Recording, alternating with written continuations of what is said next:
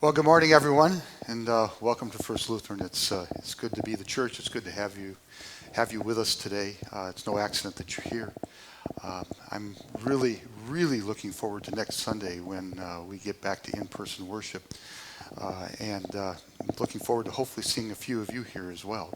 Of course, if you can't, this is one church but many locations and many places. Continue to watch online and worship with us that way. So the film you just saw, probably a little hard to make out even. Are you having trouble hearing me? Just noise in it. Okay. All right, here we go. I guess I have to use this now. The film you just saw was probably didn't mean much to you, but to me, that is a treasure. It is Super 8 movies. So there's no sound to the movies. The sound was added later on when they finally put them on VHS. And it's by my dad's cousin Luther. He had a camera, which, by the way, in the early 1960s, that was high-tech stuff. Very few people had these things because they couldn't afford them. Lute was one of the few that had it. He was the only one in our family that had one. And what you saw there was a compilation of these Super 8 movie films of the Grinberg family Christmases when I was growing up, early 1960s. I know it's early because some of them by mid-1960s, some of the people you saw there were gone. So there was Uncle Tom, who was cutting up for the camera. Did you see the baby bottle that he kept waving Lavo away with all the Christmas goodies, and instead he grabs the baby bottle. You had Al sitting in his corner where he always sat. He was handing out dollar bills to each of the kids. Lavo, of course, along with Petra, put out this remarkable spread of Norwegian baked goods. And then Uncle Carl was the guy in the hat. He was in and out. It just bopped in from time to time. He was a pastor. And which meant that on Christmas Eve, he was doing worship services. So he would stop by for 15 minutes, 10 minutes, and most of the time he didn't even take his coat off. And, it was quite a celebration. The room was full. The house was just loaded with people. You could barely move. We were eating, we were drinking. We would stand around the piano and we would sing carols. And then everyone would quiet down when one of the kids was chosen to read the Christmas story from Luke chapter 2. Now, I know to you that little video was foggy. You could barely make some of it out. It was jumpy. But to me, what I saw there was as real as the people who are in this room right now. As real and as vivid as they are now. So it is for my dad as well. I was over in Sioux City on Friday, Christmas Day, and we decided to watch this together, have it on my YouTube channel. And as each of the people popped up on the screen, their figures materialized, Dad and I would just recite their names and talk about them and remember what good times those were. Dad's one of the few that's left. Everyone else pretty much gone. Most of them have been gone for decades. And you know, I think about that, and it makes me kind of sad. Not that Christmas isn't good now, it is. We have these remarkable family celebrations in the Grinberg house. I love them. But you know, at the same time, my kids, my grandkids, they don't know any of these people. I've maybe mentioned their names. I bet they haven't even seen pictures of them. If I were to put them in a lineup with photos, they maybe wouldn't even recognize them. And that makes me sad too. It's good times now, but there's also a little bit of loss with it. And I mention that today because I know for a fact that so many of you have had similar experiences. Christmas is this incredibly happy time, or at least it's supposed to be. Probably, if we're honest with ourselves, it's more a mixed bag because we remember the people who aren't here at Christmas time. This is the time we spent with them. And we remember them now more than at other times.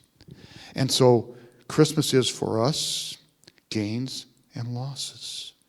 It's reunions and departures. It is this world that is supposed to be perfect, but rarely is it ever perfect. And I thought about that as I thought about watching that all of us have had that kind of experience. The images that we have in our minds would to most look like Super 8 movies, faded and jumpy, few old photographs. But those memories are real, and the losses are as palpable as they could possibly be. Yeah, that's Christmas. It's gains, it's losses. It's reunions, it's departures. It's life as it is, both good and bad. It's supposed to be perfect, but rarely is. Let's sing.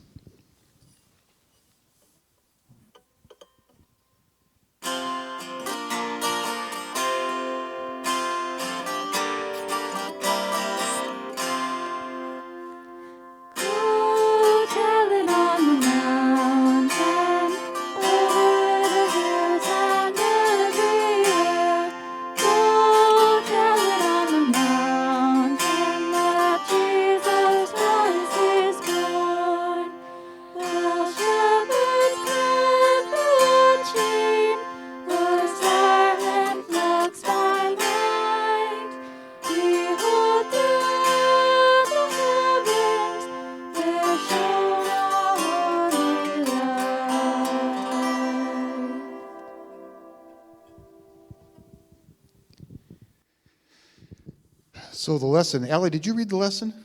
That's what I thought. I couldn't tell with a mask on for sure. The lesson that Allie just read is from Luke chapter 2. It takes place right after the story of Jesus' birth. And, you know, of all, I'm guessing that Luke had lots of stories to choose from the early life of Jesus. And of all of them that he probably had to choose from, I have to wonder why he chose this particular story. I mean, you know, it's a family celebration. And here comes this old man that I presume they don't know, and he is wishing for his own death. Okay, so let's do a little review here, the family celebration. what's happening is it's 40 days after the birth of Jesus. And so Jesus is still an infant, very much an infant.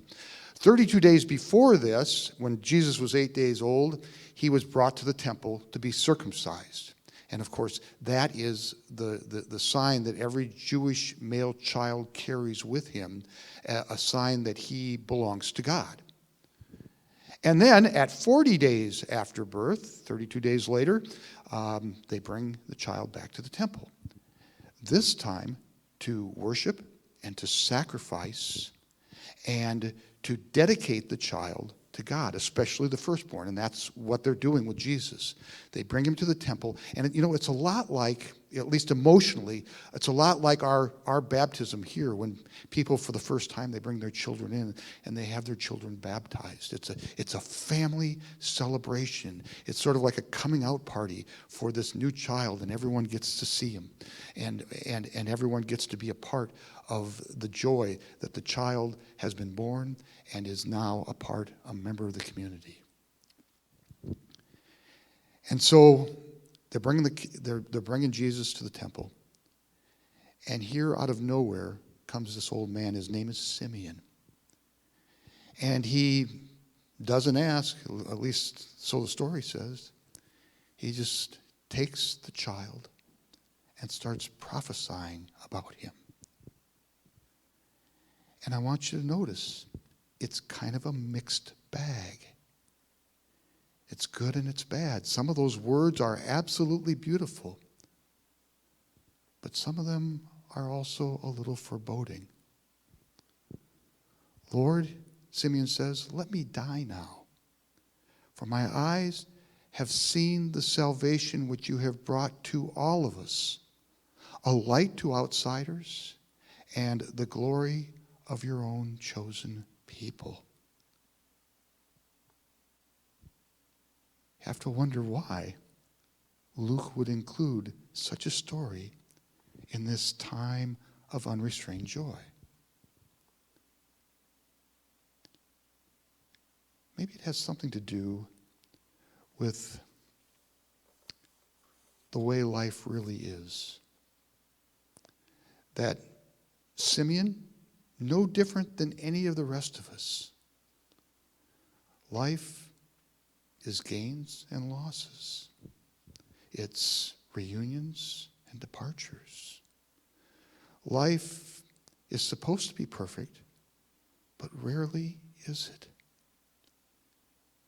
And Simeon has been waiting his entire life, hoping against hope that God would do something about it. He's waiting for the consolation of God's people. And he sees this child, and he scoops him up. Because you see, Simeon's a lot like us. He knows life. He's been around the block. He's experienced the gains and the losses. He's experienced the arrivals and the departures. He's experienced life not perfect, not as it should be, but life as it is, imperfect as it is. And he picks up this child, and he begins to say these things about this child. Because you see, Simeon is a real guy. He knows the life that we know. He's lived life looking at death all of his days. But here's the thing.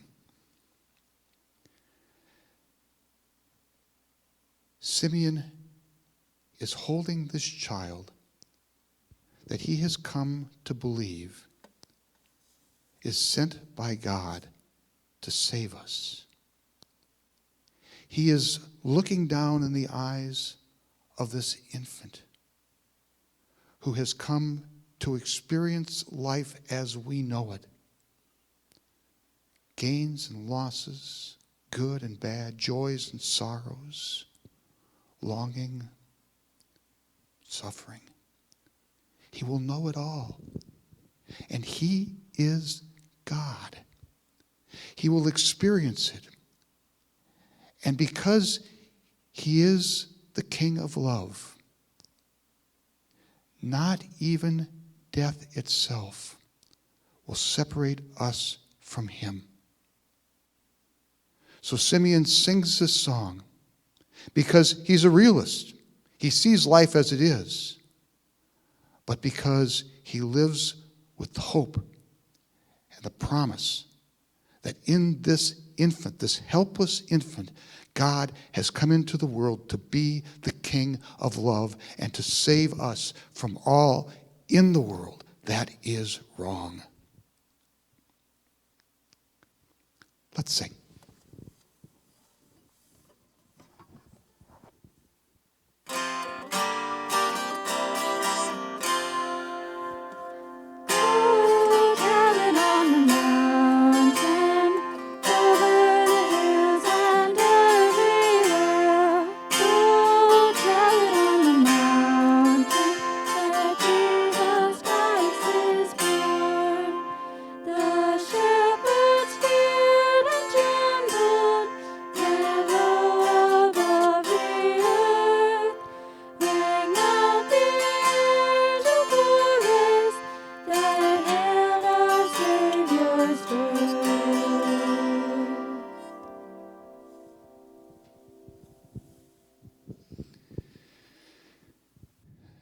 So, Christmas is gains and losses. It's happiness mixed with sadness. It's reunions mixed with departures. That's what we know of life. It's a life that's supposed to be perfect, but rarely is. But my friends, do not be afraid. Do not be lost and alone. Because what I want you to remember is that it is Christmas. Everything in life is momentary. We know that to be true, and that's what makes things happy and sad. The only thing that we can count on with any certainty is that everyone and everything will eventually go away. My friends, it's Christmas. And something bigger than that truth is at play here. Something much bigger. A child has been born. Not just any child, but the child that God has promised, who will come into this life and will reign as the King of love and will save us from all of the losses that we experience in life, and all the trials and all the troubles and all the ways that life isn't perfect even though it should be. He comes. He comes and he makes all things new. He comes into this life, not life as it should be, but life as it is, and brings to it the greatest reality of all, the promise of salvation for eternal life. I want to show you one more clip from my dad's cousin Luther's home movies. It's tucked away at the very end of the reel, and it is in so many ways the perfect ending. Would you please show this?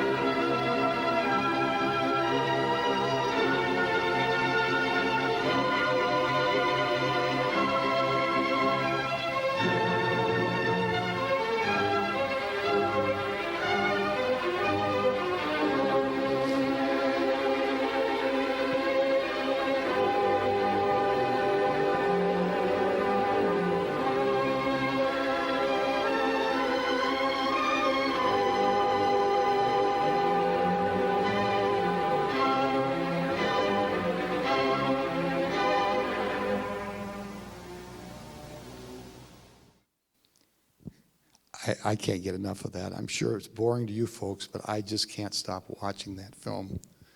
So it's right at the end of the movie, and it's some of them getting on an airplane.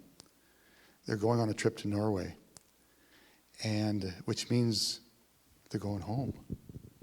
They're going back to the place where they came from, back to the homeland, back to life as it should be. And you know,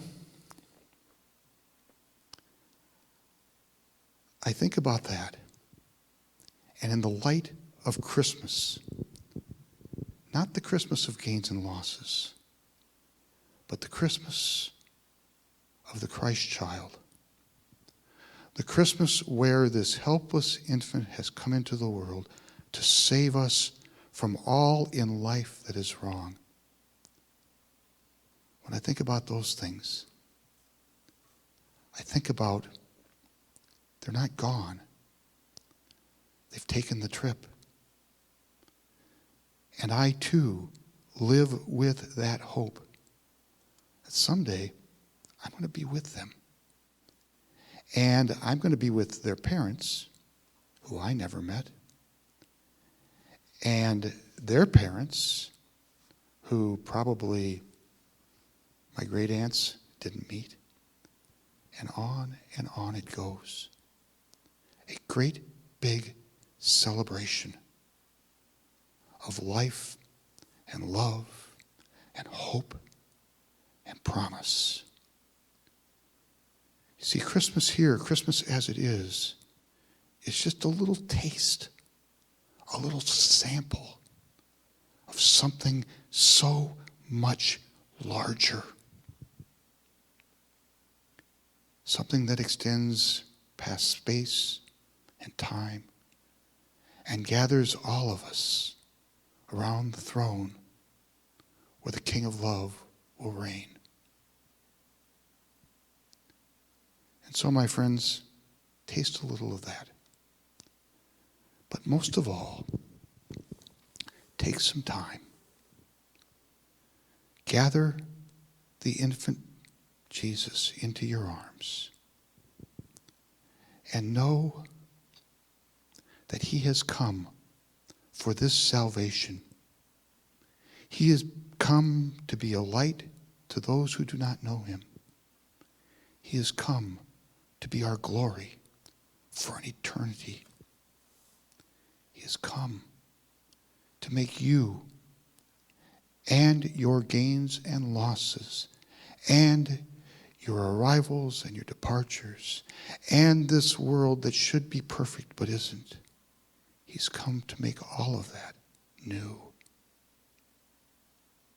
And for that we give him thanks and praise. Hold on to him, my friends. Hold that child for all he is worth. Amen.